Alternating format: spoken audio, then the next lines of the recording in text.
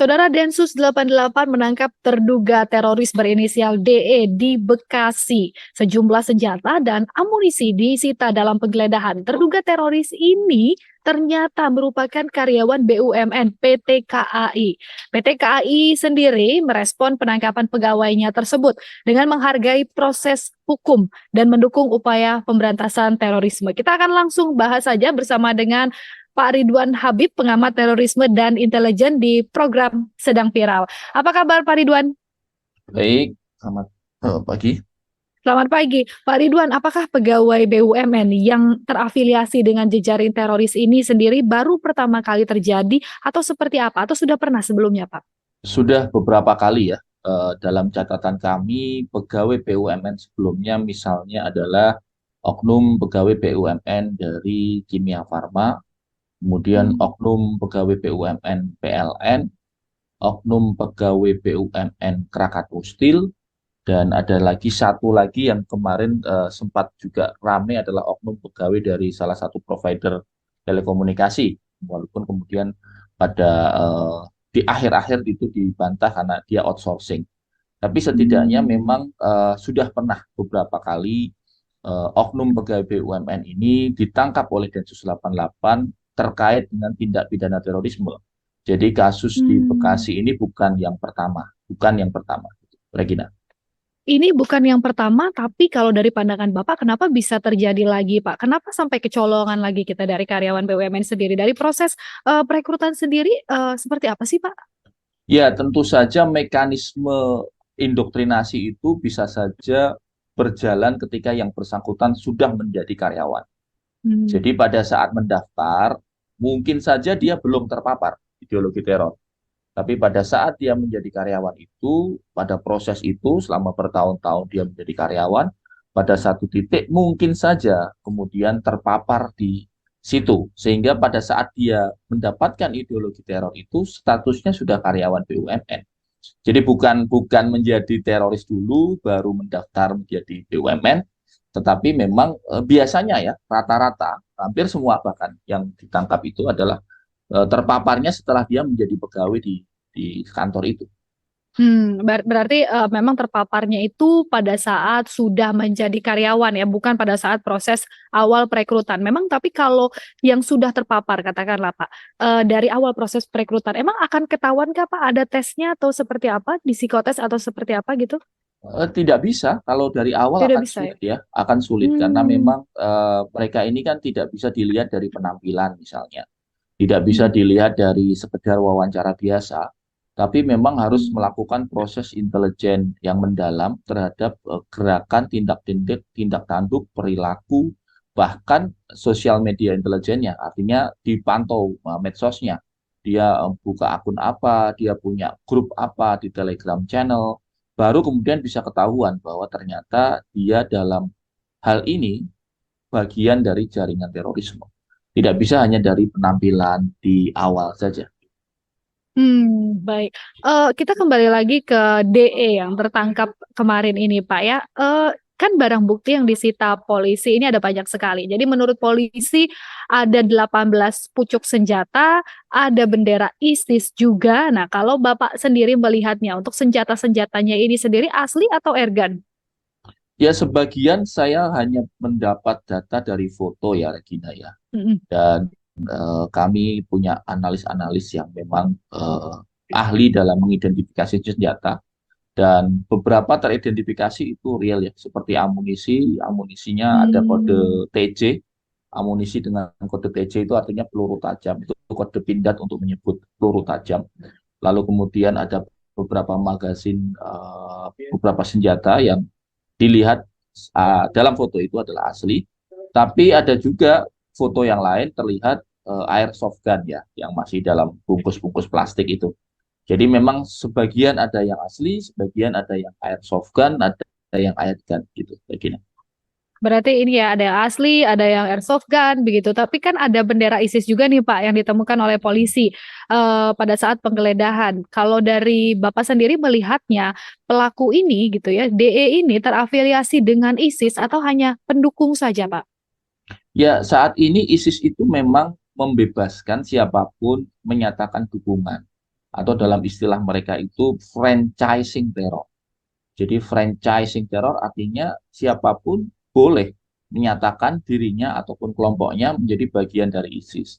Nah, penyelidikan yang sedang berkembang adalah DE ini mengembangkan satu grup Telegram, yang Hmm. kemudian grup Telegram inilah yang menjadi semacam organ pengumpul ya bagi simpatisan-simpatisan online ISIS yang mungkin tercerai-berai.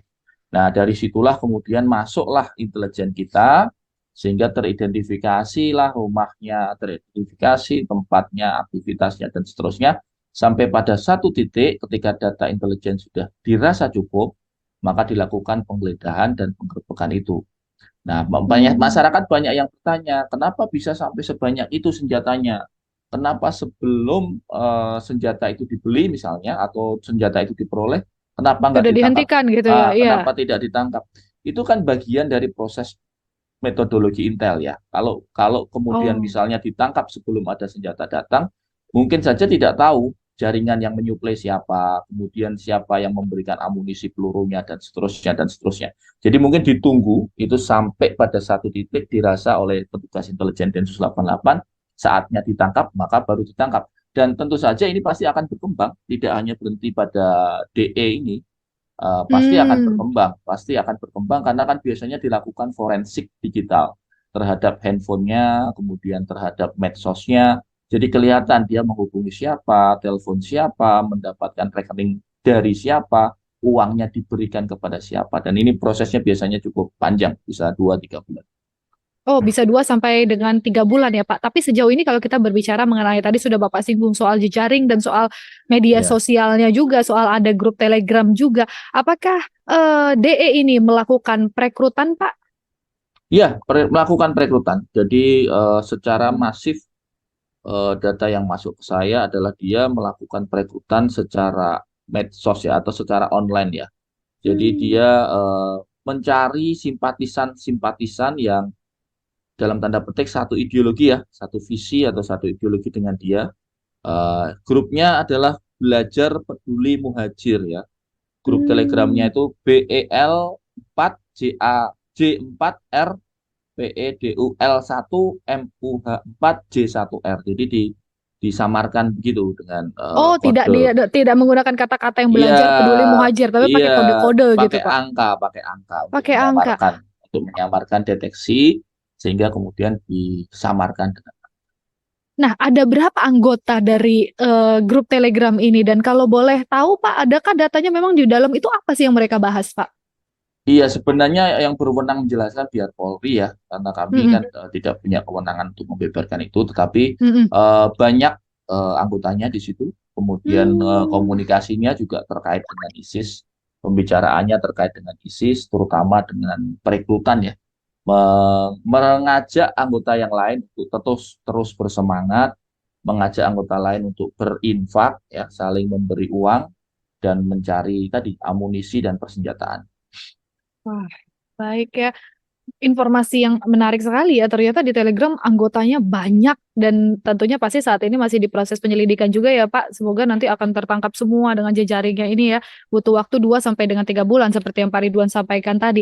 Tapi Pak, kalau kita berbicara mengenai proses perekrutan, Hmm. proses pemberian informasi begitu, ada nggak sih Pak sebetulnya kerjasama dari apapun bentuknya dari BNPT ini dengan BNPT dan sejumlah BUMN atau perusahaan-perusahaan lah katakanlah terkait Hmm. pencegahan paham radikal terorisme. Ya, saya kira ini alarm tanda bahaya ya, Regina ya. Kalau Mm-mm. ternyata kan tidak hanya satu kantor oknum BUMN-nya, tapi beberapa kali Mm-mm. berulang. Maka saran kami selaku akademisi, selaku pengamat adalah segera Menteri BUMN bertemu dengan Kepala BNPT untuk membuat semacam MOU dan strategi yang baku yang Mm-mm. kemudian dilaksanakan serentak di semua institusi BUMN. Nah, sekarang misalnya Deputi 2 bidang penindakan dan penguatan kapasitas di BNPT, misalnya Irjen Ibnu Suhendra dari kepolisian itu, dia mempunyai database tentang kemungkinan di mana saja, BUMN mana saja yang melakukan, dimungkinkan dilakukan perekrutan oleh kelompok teror. Nah, dari situ kan bisa kemudian dilakukan terapi, misalnya dari sisi medsosnya, kemudian dari sisi pemahamannya, Kalau bahasa COVID-nya itu diberikan vaksin, ya kan? Diberikan antivirus supaya ketika ada kelompok teror yang berusaha merekrut mereka, mereka sudah kebal, mereka sudah imun sehingga tidak terekrut. Oke, sorry Pak Ridwan, vaksin dan anti imunnya ini sendiri apakah efektif sejauh ini Pak diberikan? Ya, kalau kemudian dilakukan secara serius, Mm-mm. melibatkan misalnya ormas-ormas besar, misalnya ulama-ulama NU, Muhammadiyah, ulama-ulama moderat, secara konsisten, ya, insya Allah akan berhasil. Misalnya Hmm, kemudian mereka ada kajian rutin, mungkin seminggu sekali di BUMN, kajian yang kemudian bisa menjelaskan bahwa ini salah, ini benar. Gitu. Kalau yang terjadi sekarang kan mereka mencari mencari tahu sendiri. Sehingga mereka ya. mencari di sumber-sumber yang ternyata adalah terafiliasi dengan terorisme.